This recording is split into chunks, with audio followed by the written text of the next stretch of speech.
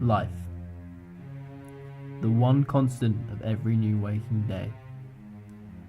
360,000 people will be born today, and with them comes perhaps the most thought-provoking experience of them all. But what actually is life? Is it the moment of first consciousness? Perhaps the inexplicable feeling of complete exhilaration? Or just the result of biological processes working in tandem? Some would define life as a collection of moments throughout an ever-changing shared experience. But what does this assortment of momentary experiences actually result in? Do we just fade into an eternal blackness? Or is there something more waiting for us at the end of our lifetimes? An age-old question, and one that we've tried to explore in this documentary. Is there life after death?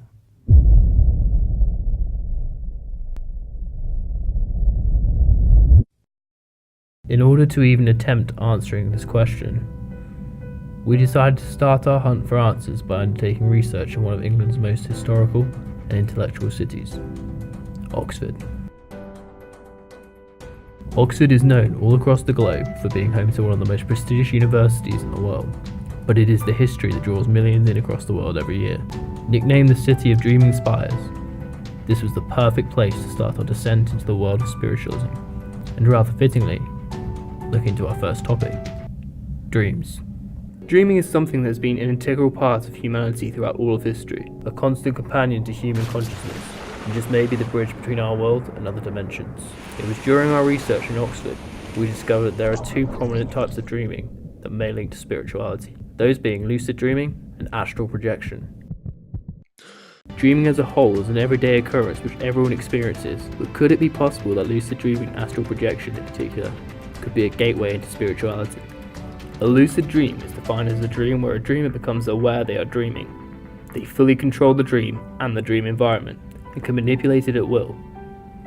We discovered that lucid dreaming dates back thousands of years to ancient India and the Far East, with documentation also seen in places such as the pyramids of Egypt. Similarly to lucid dreaming, astral projection is also a form of dreaming that is closely linked to spirituality. Astral projection is a term used to describe an out-of-body experience while sleeping, and some people describe it as a form of telepathy. This assumes the existence of a metaphysical soul or an astral body which is separate from the physical body. It turns out that there have been in fact studies to test whether astral projection might be real.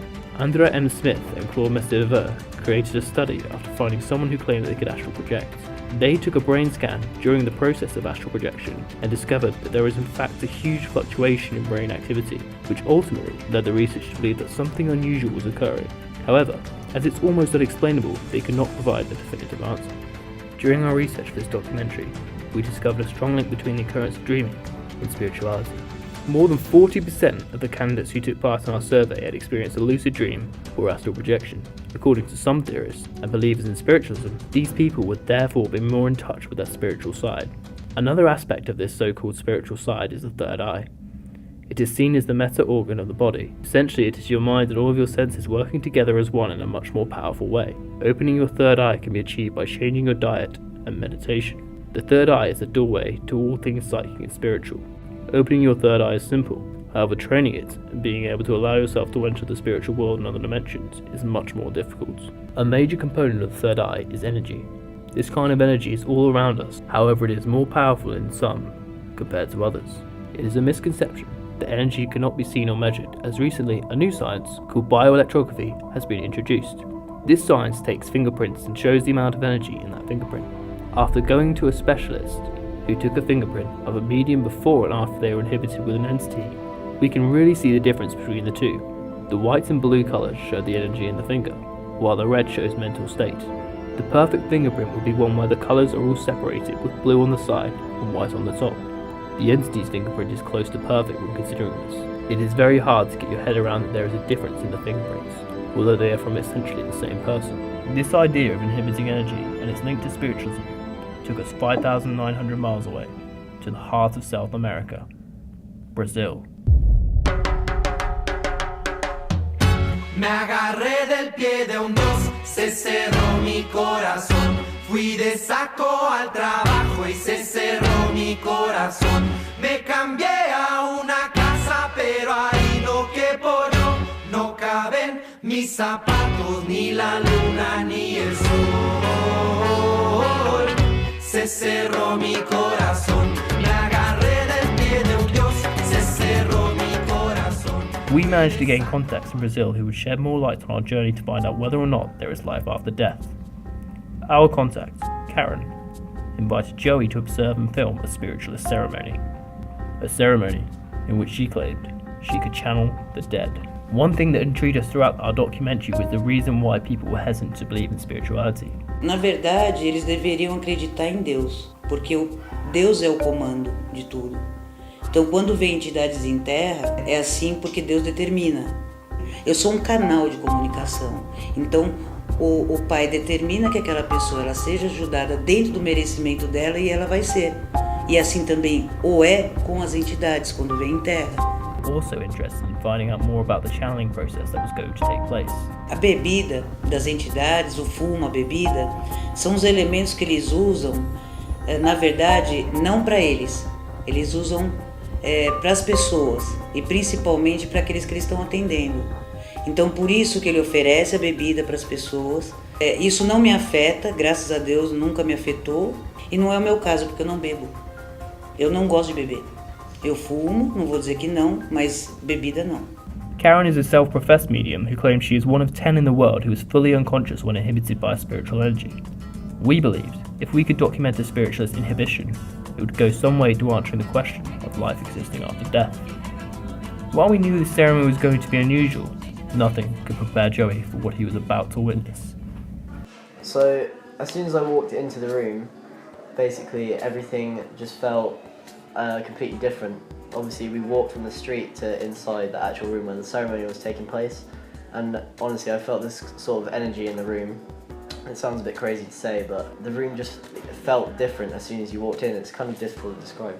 I asked her beforehand, like, is it okay if I have an interview with you and an entity? And she was like, yeah, I'm going to ask the entity for you and then we'll go from there. So she did.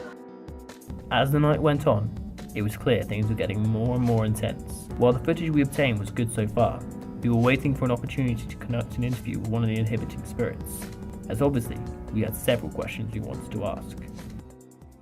Qual é o seu dia a dia? É isso? Execução. Dentro daquilo que me é pedido. E o que eu posso fazer. Senhor. Ele autoriza. É pedido e eu me reporto a ele. After a while of that, she turned into another entity entered her body. This one was different. I was told this entity was a black man from Rio who loved to have fun, smoke and drink and just have a good time and party. So meeting him was very fun, as you know, dancing around, giving everyone drinks and things. As soon as she turned into this other entity, I could feel, like, in the atmosphere, I could obviously tell in the camera it's going to look different because you can't feel the atmosphere in the camera when you're watching it back. Our journey into the world of spiritualism and the desire to answer the question of life after death took us far further than we ever imagined, physically and mentally. While we cannot claim we have captured true empirical evidence of spirits or of a form of life after death, what we can say is that we were witness to an experience that felt it had shifted our perceptions on life. While we may never prove the existence of life after death, or ever define what spiritualism actually is, we can say that maybe we are all spiritual in one way or another, and perhaps dreams are one of those more accessible ways into our spiritual side, whether we choose to believe it or not. An age-old question still to be unanswered. Is there life after death?